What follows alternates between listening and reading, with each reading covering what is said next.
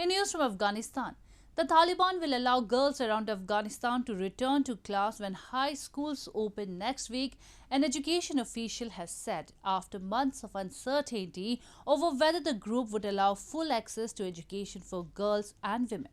However, female students would be taught separately from males and only by female teachers. After months of uncertainty over whether Taliban would allow full access to education for girls and women, Aziz Ahmad Rayan, a spokesman for the Ministry of Education on Thursday, told news agency Reuters that the Islamist group will allow girls around Afghanistan to return to class when high schools open next week.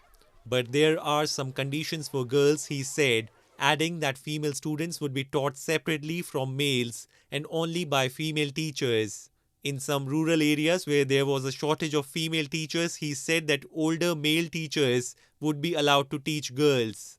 Allowing girls and women into schools and colleges has been one of the key demands the international community has made of the hardline Islamist movement since it toppled the Western-backed government last August.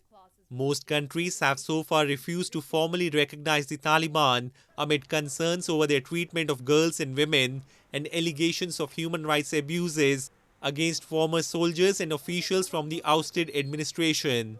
The last time the group ruled Afghanistan from 1996 to 2001, they banned female education and most employment. Since regaining power, boys and men have returned to education in far greater number than girls and women.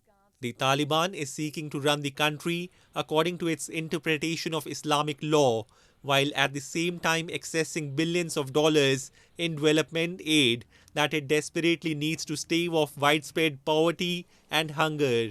Sanctions against some leading members of the group have complicated this situation.